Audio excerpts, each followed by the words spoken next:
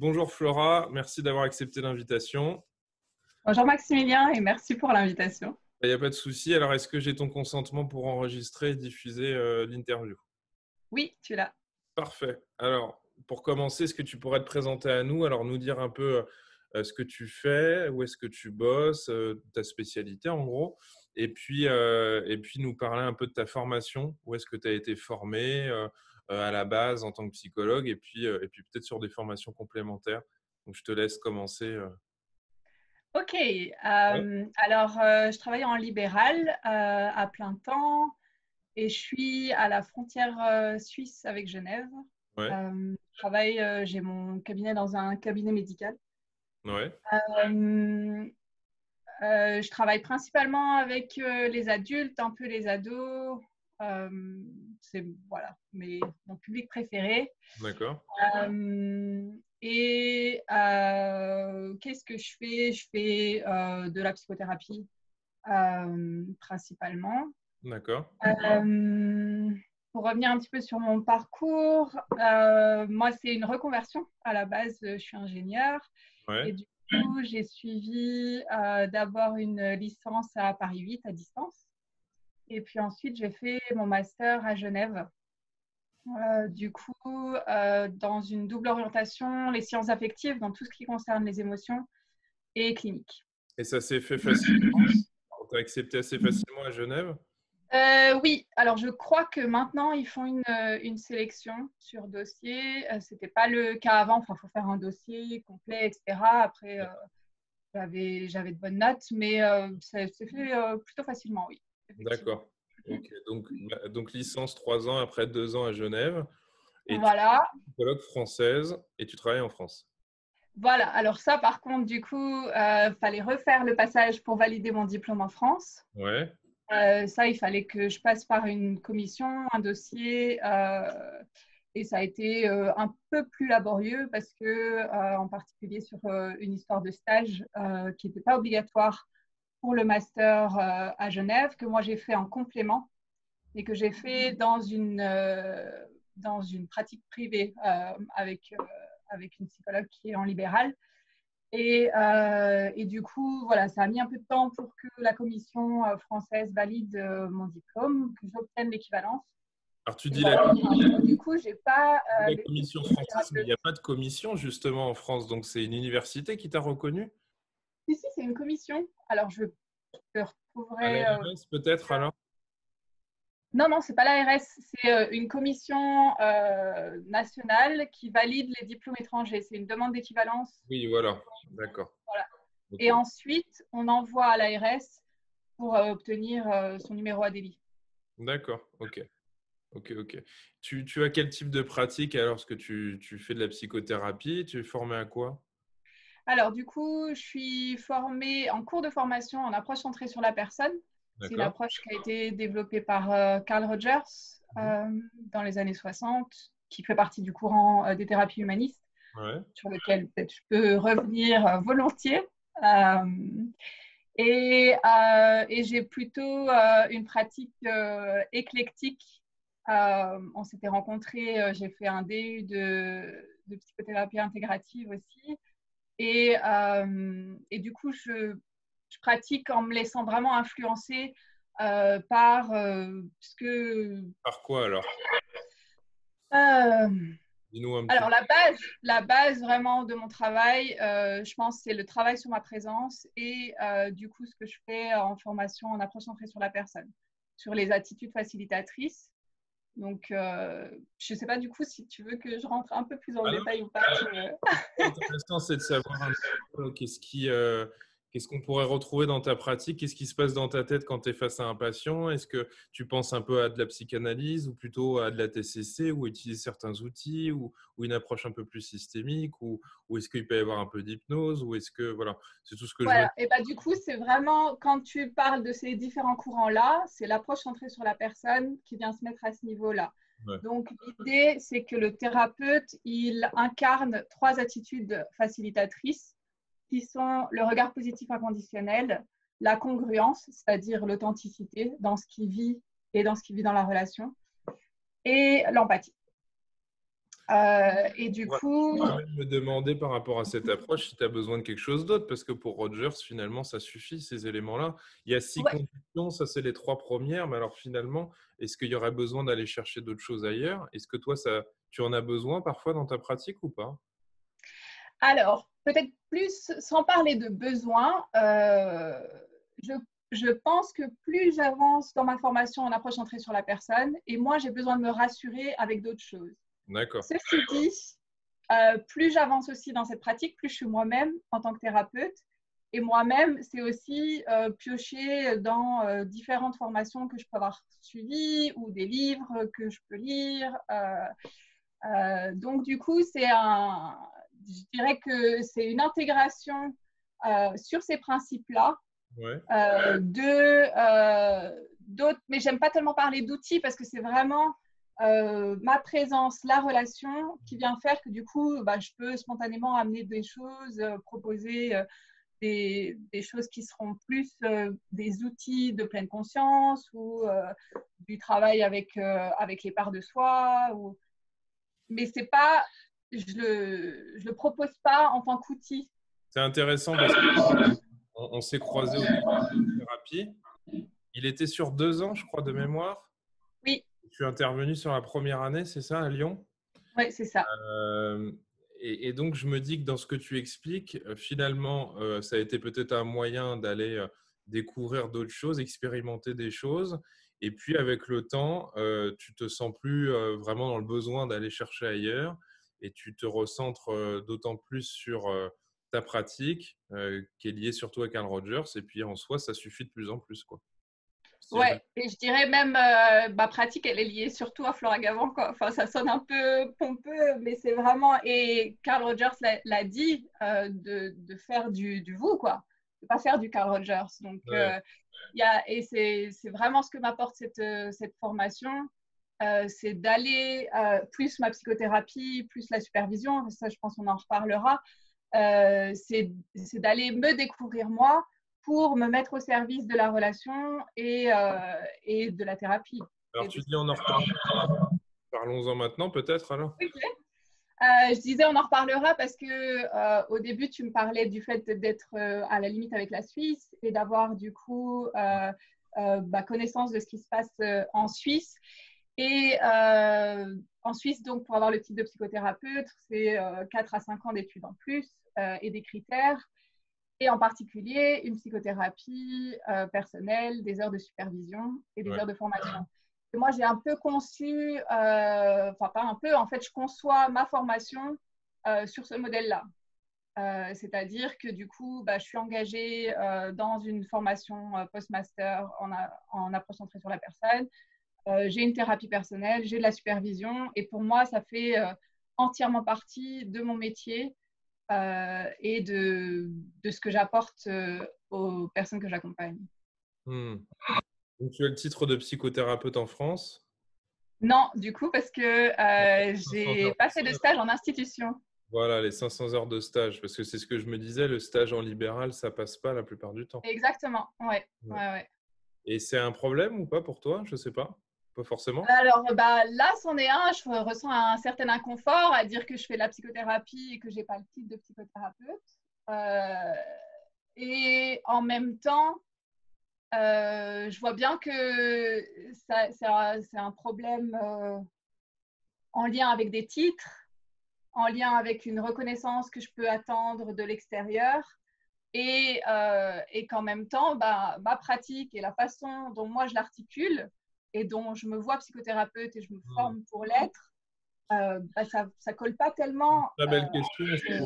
Ce que tu es en train de soulever, c'est bien dit. C'est-à-dire que c'est une question de reconnaissance auprès de l'ARS, de l'État, qui ne connaît pas toutes ces questions, évidemment, qui te donne un titre qui, comme je le dis à chaque fois, malheureusement, je me répète, ne définit pas ce que c'est que la psychothérapie et n'a aucun attendu en termes de formation.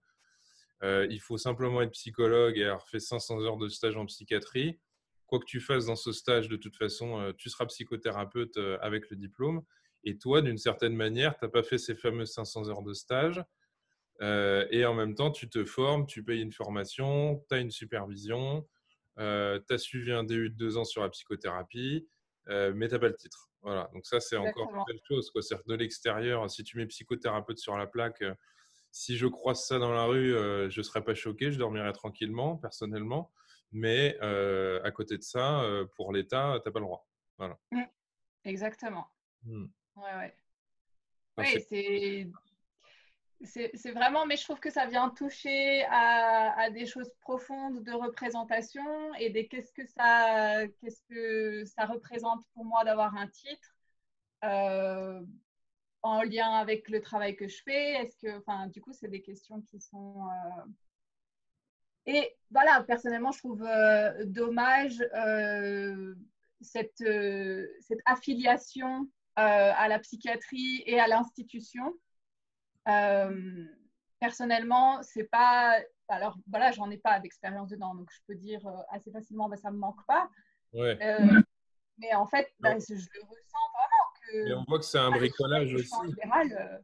Mais on voit que c'est un bricolage aussi parce qu'un stage en psychiatrie, je peux comprendre que ce soit important pour un clinicien d'avoir fait ce passage-là, mais c'est compliqué de passer, comment dire, oui, de simplement un stage en psychiatrie à l'idée que ça nous conférera par la suite la possibilité d'être un psychothérapeute.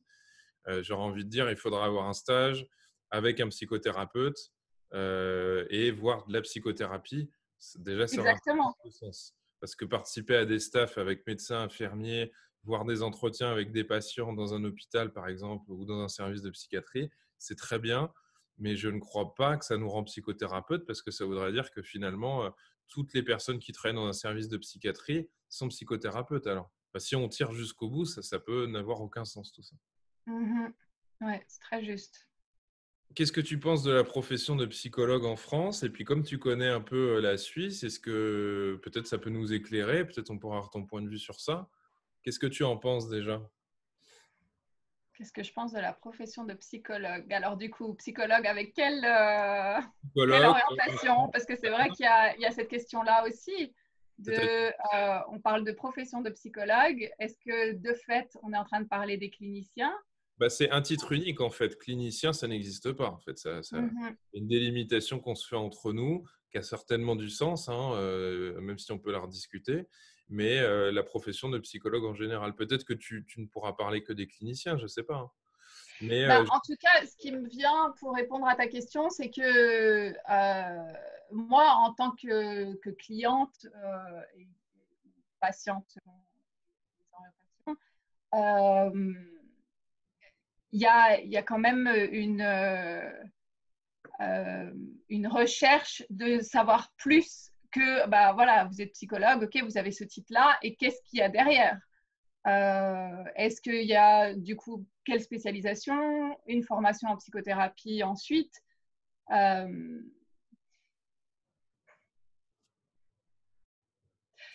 C'est honnêtement, j'ai jamais spécialement réfléchi à ce que je pense de la profession de psychologue en France. Donc, comment tu es perçu comme psychologue?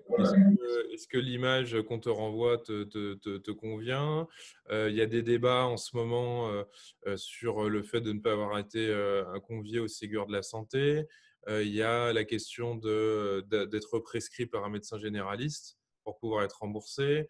Il y a toutes ces questions-là, en fait. Est-ce qu'on est des mhm, soignants, est-ce qu'on n'est pas des soignants? Est-ce qu'on doit être forcément remboursé? C'est une question aussi. En Suisse, les psychologues sont formés à la psychothérapie de manière inverse à la France, c'est-à-dire de manière bien lourde et certainement très utile.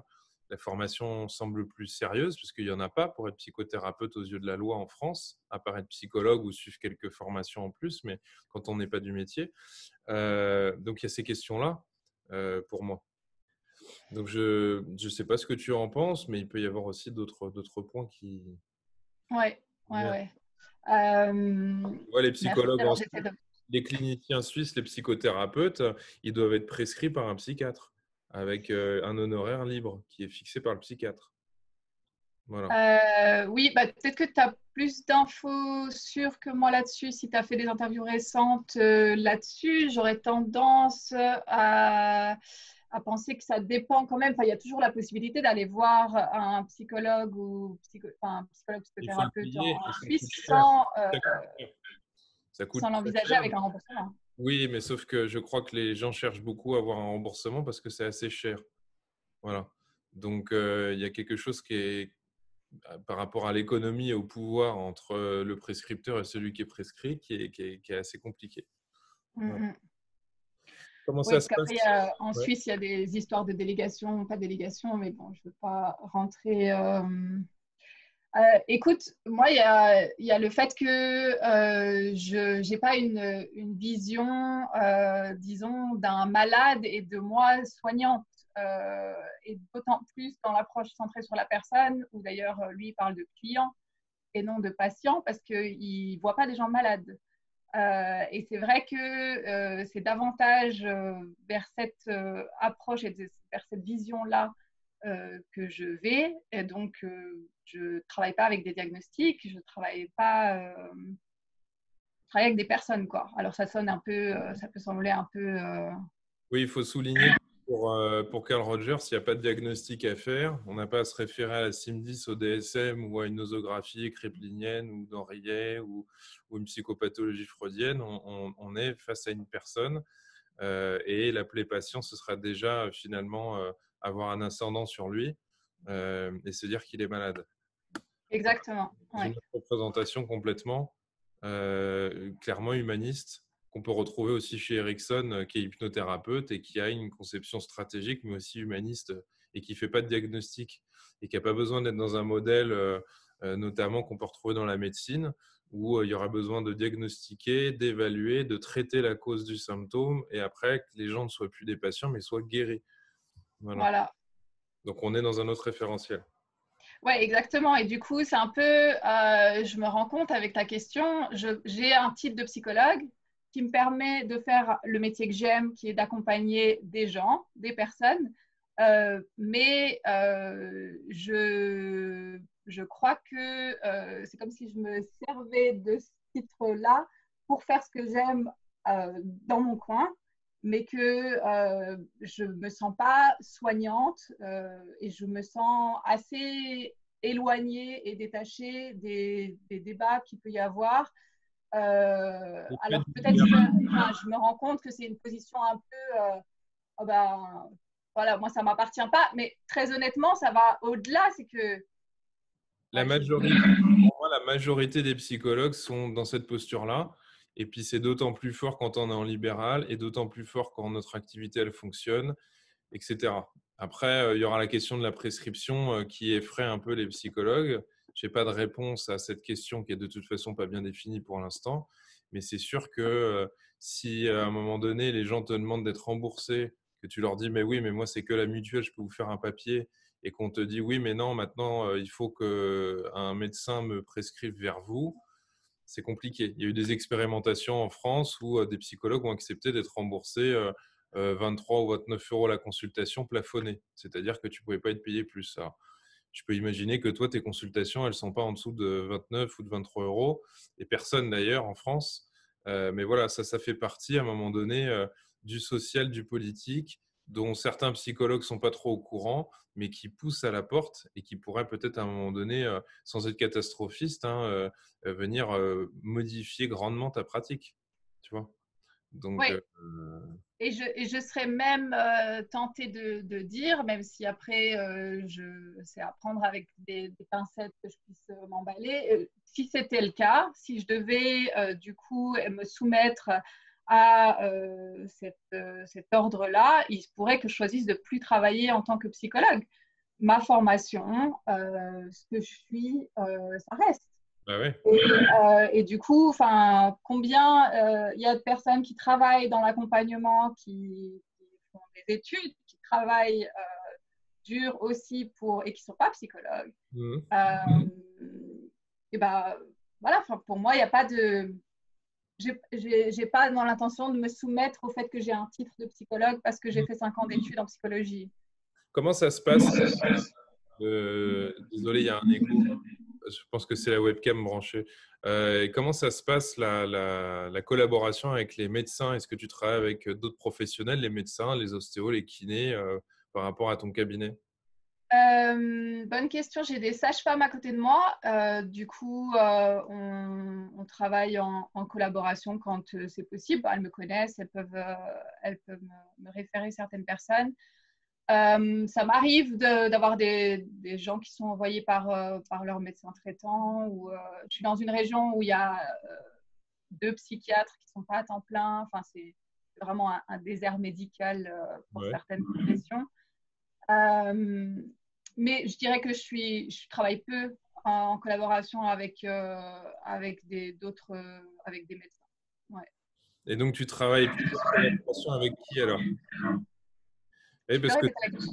est-ce que tu travailles en collaboration avec d'autres professionnels ou pas? Parce que finalement, tu es en train de me dire que les questions de la profession, elles te titillent pas tant que ça, que finalement, tu collabores peu avec les médecins non plus. Alors, je me dis que tu es dans une pratique tellement autonome que finalement, ces questions-là, elles peuvent te paraître un peu floues.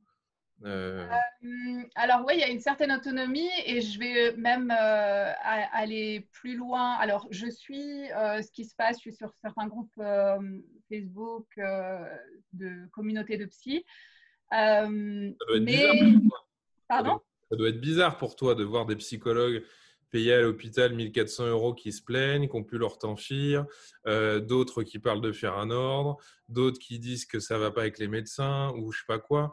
Et je me dis, toi, finalement, je me demande même pourquoi tu es inscrite sur ces groupes-là, certainement pour prendre la température de tes collègues, mais tu m'as l'air d'être sur une autre dimension où il n'y a pas trop de difficultés. Et il y a Ou alors pour les échanges cliniques qu'il peut y avoir. Mais effectivement, moi, en tant que psychologue en libéral, je suis aussi avant tout une entrepreneuse. Donc, mes liens professionnels, ils sont aussi avec d'autres entrepreneurs, avec d'autres métiers, activités entre guillemets, mais dans l'idée que une part de mon métier, c'est entrepreneuse en fait. moi, Donc, plus je fais partie de communautés en approche centrée sur la personne, à la fois française et internationale. Et c'est là où moi, j'ai une richesse ouais. de la pensée, des échanges. Mais c'est intéressant cette question parce que on pourrait se dire au premier abord, bah, elle répond pas trop aux questions. Mais en même temps, non, mais enfin après peut-être que voilà, quand on a un marteau, on voit que des clous. Mais moi, je crois que ça vient confirmer en partie une de mes idées, une de mes hypothèses, c'est que la profession de psy, c'est quand même beaucoup de problèmes qui sont pas résolus depuis longtemps. Ça donne pas envie. Et donc, il y a deux possibilités d'en sortir du débat, de ne pas se prendre la tête et d'être heureux de manière rapide, facile et je pense intéressante.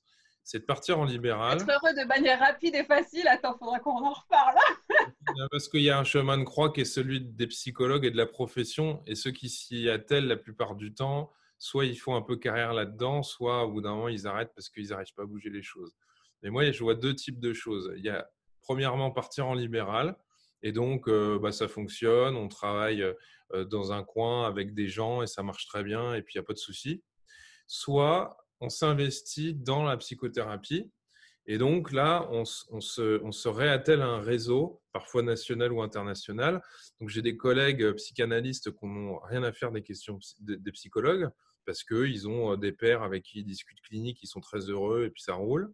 Soit des comportementalistes ou des systémiciens ou des hypnothérapeutes qui bossent avec d'autres professionnels étrangers ou des gens comme toi exactement qui s'intéressent à une autre approche, l'approche de Rogers, mais qui donc vont investir la question clinique, qui vont trouver belle, intéressante et avec laquelle ils vont pouvoir s'épanouir. Mais donc en dessous, comme tu le disais un petit peu, le socle professionnel, bah, ça a permis d'aller jusque-là, mais ça ne nous intéresse pas parce que c'est peut-être des débats sans fin et que ce n'est pas très pertinent, pas très passionnant. Donc, pour moi, il y a ceux qui se mettent en libéral et puis il y a aussi le côté psychothérapeute qui pousse finalement à se dire moi, je m'intéresse à ce que je fais tous les jours et je ne vais pas m'embêter sur des questions sociales, sociétales, politiques, de reconnaissance de la profession. Je m'en fiche en fait. Et je ne pense pas que ce soit une mauvaise posture, mais je pense que c'est le résultat de ça. Quand tu vas aux États-Unis ou au Québec, les gens se sentent psychologues. Et puis, ils appartiennent aussi à des fédérations, des associations en psychothérapie, mais ils ont cette espèce de double appartenance et ils n'en oublient pas qu'ils sont psychologues. C'est un socle important, une base pour eux, et ils ne l'oublient pas. Tandis qu'en France, je crois qu'on aura tendance, et je pense que la France est très forte pour ça, encore une fois pour 20 000 raisons, mais je pense que la majorité des psychologues balancent cette question parce qu'on n'arrive pas à résoudre les problèmes et s'hyper investissent après, et je peux le comprendre tout à fait, dans leur pratique en fait, dans leur spécialisation. Donc, il y a des psys du travail que je peux connaître qui sont très pointus sur leur boulot, qui font partie de collectifs, voilà. Mais les questions relatives à leur profession de psychologue, ça les fatigue. Et parfois, je pense, peut-être que je me trompe, hein, mais que ceux qui sont à l'hôpital ou dans la fonction publique territoriale, c'est-à-dire des gens qui sont souvent maltraités, mal payés et pris dans des institutions compliquées, où on leur retire leur temps-fire, où ils sont pris avec leurs questions de secret professionnel, où on leur demande de donner des informations qu'ils n'ont pas à donner, ils ont des problèmes de reconnaissance, d'échelon et tout. Eux sont plus embarrassés que ces questions qui sont relatifs à la profession de psychologue, parce qu'eux, ils payent tout de suite finalement les conséquences. Voilà, moi, c'est l'idée que j'ai. Et donc, je me dis que toi, tu fais partie de ceux qui bah voilà, n'ont pas forcément envie de s'enquiquiner. Et puis finalement, utilisent peut-être leur énergie dans un endroit où ça pourrait leur paraître plus constructif, quoi. Voilà. Bah, en tout cas, c'est clair que mon énergie, elle va là où j'ai de la joie et là où j'ai de l'intérêt. Et que du coup, ce que tu dis, c'est intéressant sur les psychologues en institution et le poids que ça peut représenter.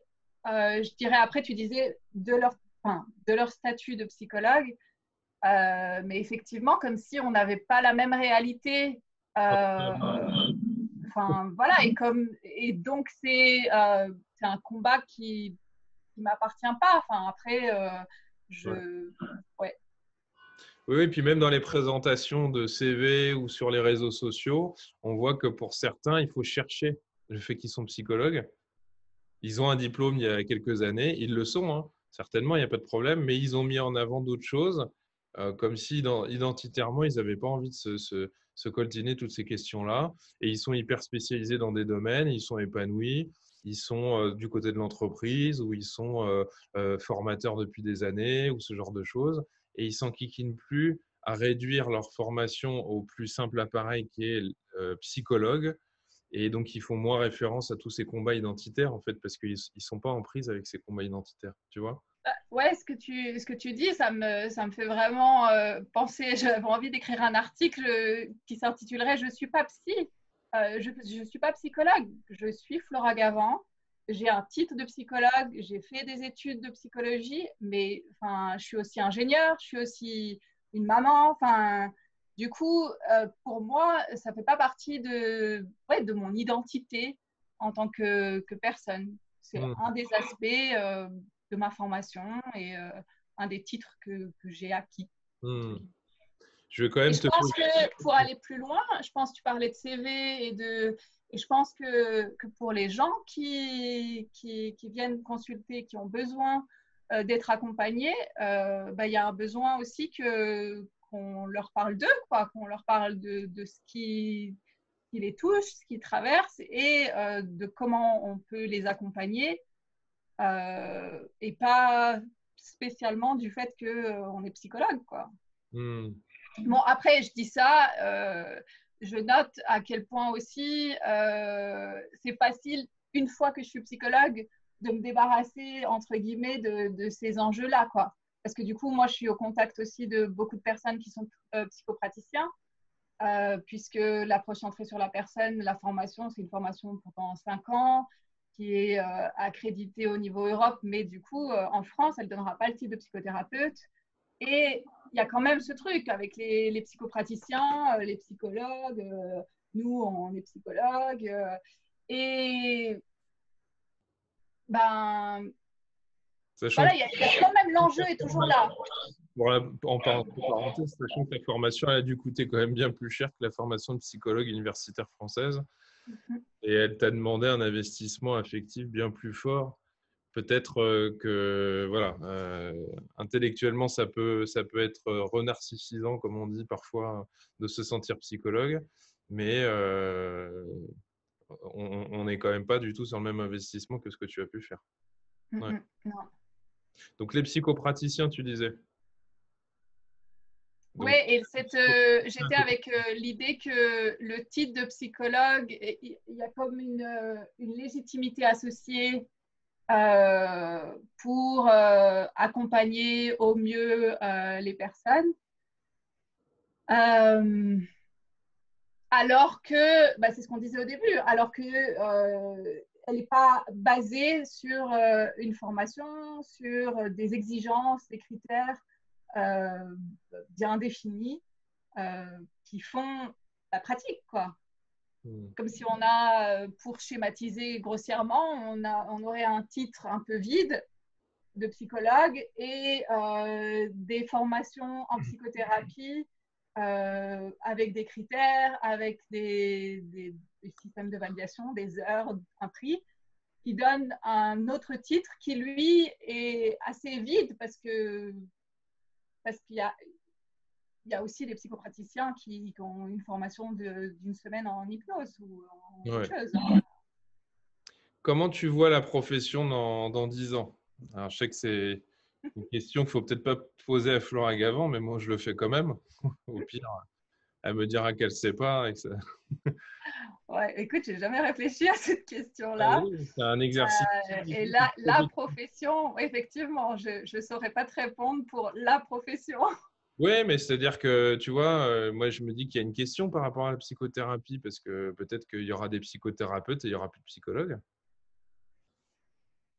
Tu vois, parce que au bout d'un moment, c'est pas ce que je pense, mais beaucoup se demandent finalement à quoi ça sert d'être psychologue. Il y a beaucoup de psychothérapeutes qui se disent, qui se sont formés à plein de trucs et qui se disent, moi, je veux pas m'embêter à faire 5 ans à l'université, à prendre des tests, j'ai pas envie d'en passer, je m'en fiche, je veux faire de la psychothérapie, donc j'essaie d'avoir mon titre de psychothérapeute d'une autre manière, en fait. Hmm. Tu vois, donc ça, pour moi, il y a un enjeu de tension, donc je ne veux pas répondre à ta Après, c'est une question que j'ai pas résolue. Si tu veux, moi, je vois pas tellement ce que fait un psychologue quand il fait pas de la psychothérapie. Euh, C'est quand même les il fait psychologues des scolaires, tests. il y a quand même l'évaluation par les tests, il y a les psychologues sociaux, il y a les neuropsychologues, les psychologues du travail. Tous ces gens-là il faudra bloquer ta boîte mail parce qu'ils vont t'écrire là. Non, alors, je reprécise, c'est parce que tu parlais de psychothérapeute. Et donc, moi, Oui, j'étais sur, OK, bah, ceux qui mais il y font a de la les bases, psychothérapie, il y a qui les se forment bases, en psychothérapie, mais il y a les bases en psychopathologie quand même. C'est-à-dire que s'il suffit de former n'importe qui à la psychothérapie qui a envie, il se pose la question des bases en psychopathologie parce que mais c'est pas ce que j'ai dit. Je voulais juste dire qu'est-ce qu'un psychologue clinicien fait, donc pour être plus précise, ouais. effectivement, parce que tu étais sur psychologue, est-ce qu'il y aura que des psychothérapeutes? Donc, je suis restée là-dessus. Euh, je, Il y a la question de Honnêtement, c'est l'évaluation. une question, La ouais. question de l'évaluation, mais aussi de l'accompagnement. Dans une des interviews avec une collègue qui vit en Allemagne, elle nous disait que finalement, il y avait peut-être, finalement, indirectement, si je ne me trompe pas, j'aurais envie de dire que ça ressemblait un peu ça répondait un peu à la question que tu posais. Et donc, on fait de la psychothérapie. Et puis, c'est remboursé, blablabla. Mais elle me disait, c'est peut-être sa perception, je crois que je l'ai pas, je ne me trompe pas en donnant ces arguments, qu'il n'y avait pas d'accompagnement, notamment dans les hôpitaux, par des psychologues. Oui, parce qu'on fait de la psychothérapie ou pas. Maintenant, quand tu te retrouves à l'hôpital, dans n'importe quel service, tu peux être en grande difficulté et avoir besoin d'un accompagnement, ainsi que les équipes, les infirmières, les médecins, en soins palliatifs, la douleur, en cancérologie, en néphro, en neuro, tout ce que tu veux. Et je me dis que ça, c'est la place aussi des psychologues. Et que je ne suis pas sûr que celui qui s'est formé en psychothérapie pendant quelques mois et qui vient de nulle part et qui n'a pas de connaissances en psychopathologie aussi, et en connaissance par rapport à la question du somatique, puisse être utile en fait pour pouvoir aider des gens qui n'ont pas de demande de psychothérapie, qui ont peut-être un besoin d'accompagnement en fait. Parce que le problème, Et c'est parce que que quand tu parles d'accompagnement, ce qui me surprend, c'est le psychologue pour accompagner, il va utiliser des outils de la psychothérapie, non? Pas Enfin, forcément. Pas forcément. d'accord. Pour moi, la différence, elle est importante parce que les gens n'ont pas de demande, on vient les voir et on peut être dans un accompagnement sans forcément être dans la volonté d'amener la personne à changer quoi que ce soit. En fait, dans la psychothérapie, il y a une souffrance, il y a une demande et il peut y avoir parfois le besoin de changer quelque chose. Tandis que ces gens-là sont hospitalisés, ils sont pris par un cancer, ils ont des angoisses. Je ne sais pas si à ce moment-là, on peut toujours dire que aller auprès de cette personne, c'est entamer une psychothérapie. Mais c'est une bonne question pour Ouais. moi. Tu vois, on est dans quelque chose, je pense que ça peut susciter un joli débat parce que c'est souvent ce que je dis. Quand commence la psychologie, quand est-ce qu'elle s'arrête? Et quand commence la psychothérapie, quand est-ce qu'elle s'arrête? Et on est Ouais. dans des zones qui ne sont pas évidentes, mais je pense qu'on ne peut pas mélanger l'accompagnement forcément et une psychothérapie en tant que telle. Parce qu'il y a la Ok. question du cadre, il y a la question aussi de la demande des gens qui peuvent avoir besoin d'un accompagnement sans vouloir entamer une psychothérapie, en fait. Tu vois? Ouais, bah dans ce cas-là, alors ça me permet de préciser que, effectivement, par exemple, moi, dans ma pratique, j'accompagne. Il y a certaines personnes qui sont en psychothérapie, mais d'autres pour lesquelles ça se situerait plus dans ce que tu décris comme un accompagnement. Ouais. Pour moi, ceci dit, même pour toutes ces personnes-là, et même si ce sera une séance unique, euh, il y a, enfin, j'ai beaucoup de gratitude pour le fait que je m'offre cette formation, ma thérapie personnelle et ma supervision. Ouais. Donc, euh, pour moi, quand tu dis, bah, du coup, le psychologue, il peut faire ça, ok, mais avec quel support, avec quels outils pour parler d'outils, mais aussi, enfin, Est-ce qu'il faut comment. que ce soit un outil, en fait? Et je pense que tu raisonnes en tant que psychothérapeute. Tu m'as l'air très psychothérapeute. Donc, d'une certaine manière, tu pourras même te dire, bon, la psychologie, c'est sympa, mais moi, j'ai besoin d'outils, j'ai besoin… Je pense que tu es dans ce modèle-là. Peut-être que aussi, en ayant une expérience en institution, on est amené à se rendre compte qu'on ne peut pas appliquer ces choses-là comme ça parce que les gens n'ont pas une demande de psychothérapie. Un médecin qui vient voir le psychologue en disant écoute, finalement, on a laissé partir Madame Untel, ça faisait 6 mois qu'elle était mal dans son lit, elle est en soins palliatifs et je ne dors plus depuis 3 jours parce que je suis pas bien. Et les infirmières sont agressives et puis l'aide-soignante, elle s'est mise en arrêt maladie. Je me dis, est-ce que c'est de la psychothérapie qu'il faut pour ces gens-là? Je me dis que Là, là, dans tu vas lui donner de l'écoute. Pardon, oui, je t'interromps, mais oui, vas-y. tu vas utiliser. Enfin, moi, si cette personne-là, elle vient, je travaille dans son hôpital et elle vient dans mon bureau, j'utilise ce que je travaille en formation en psychothérapie, c'est-à-dire que je mets ma présence, mon écoute et mes attitudes au service de ce qui se passe dans ce moment-là. Je Donc comprends. peut-être aussi que quand je parle d'outils, je parle de présence et d'écoute, Oui, qui peuvent peut-être être entendus comme le bagage basique du psychologue, mais je crois pas. on Je est crois sur un que outil relationnel. Oui, oui, je comprends. Et je crois que c'est vraiment quelque chose qui se travaille et qui se soutient. Et d'attendre que des psychologues puissent fournir ça, cette qualité de présence et d'écoute, euh, sans formation supplémentaire que 5 ans d'études. Enfin, moi, en plus, mon master, c'était vraiment très scientifique. Enfin, c'était de la psychologie, quoi. Donc, j'ai pas j'ai pas appris à faire ça, j'ai pas appris à me laisser vivre la relation. Je comprends. Et puis surtout, ça renvoie à la thématique qui revient régulièrement, c'est le manque de pratique sur le terrain, des stages qui ne sont pas assez accompagnants, qui ne sont pas assez parfois solides et qui ne permettent pas de se mettre en situation. Donc, tu vois, finalement, il y a des moments où on s'éloigne, et puis toi et moi, et puis d'un seul coup, on redéfinit un truc. Et puis, je pense que ça vient répondre à des questions. Parce que ce que tu dis indirectement, ça renvoie à la question de la formation des psychologues. Mm. Ouais. Ouais. Oh, parfait. Bah, finalement, interview nickel. Ça permet d'aborder autre chose. Et je pense que c'est intéressant d'avoir ton regard aussi parce que je pense que c'est le regard de beaucoup, beaucoup, beaucoup de professionnels, d'énormément de professionnels. Et pour le coup, c'est bien de t'avoir croisé et t'avoir proposé de venir parce que d'une certaine manière, on n'est pas habitué à avoir ce genre d'échange, je crois. Et c'est bien qu'on Mhm. puisse diversifier et se rendre compte un peu de tout, du point de vue de différents types de psychologues en France. Voilà. Bah, super, franchement, c'était un plaisir pour moi d'échanger sur ces questions-là et de pouvoir aussi bah, développer et parler de ce qui me fait vibrer. Enfin, pour moi, c'est une vraie passion. Mm. Euh, et du coup, et articuler la pensée, c'est quand même toujours un plaisir. Donc, Mm. Bon, bah écoute, je te remercie et puis je te dis à bientôt alors. ça marche. Merci beaucoup, Au revoir. Maximilien. À bientôt.